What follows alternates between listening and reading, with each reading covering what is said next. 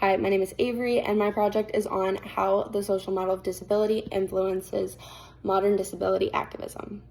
Everyday societal barriers limit disabled individuals, not because of their impairments, but because of how society is structured. The social model of disability, developed by Michael Oliver, has significantly shaped modern disability activism by shifting the focus from individual impairment to societal change.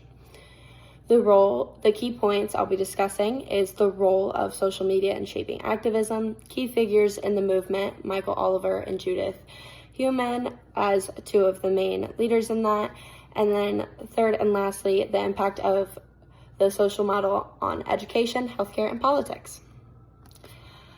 The social model's role in disability is the first thing I'm going to talk about. The social model argues that disability is created by social barriers, not just physical impairments. The perspective has empowered activists to push for systemic change instead of medical treatments. And lastly, activists emphasize the need for societal attitudes rather than forcing individuals to conform to inaccessible environments. Next, the key figures is Michael Oliver and Judith Heumann.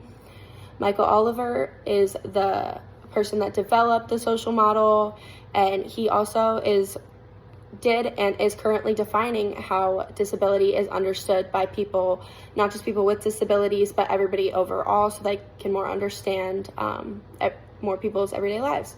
Judith Heumann is a leading activist who fought for laws like the American with Disabilities Act and advocating for accessibility and inclusion. Their work provides the foundation of my presentation because it analyzes how the social model influences activism today. Next, the social model in education, healthcare, and politics.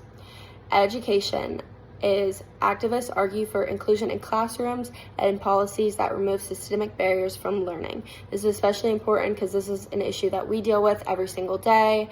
If it might not be you, it could be the person sitting next to you or the person you pass walking to class. Many people have these issues that go unrecognized, so it's really pushing for it to be more recognized and more change to be made. Next is healthcare. The shift from a medical focus to the right basis approaches challenges, ableist bias, in treatment and accessibilities. This is just more like understanding of disability that can help treatment so that more people can be treated and it's not as overlooked as it has previously been. And in politics, disability activism influences policy changes such as accessibility laws and funding for disability services. Lastly, research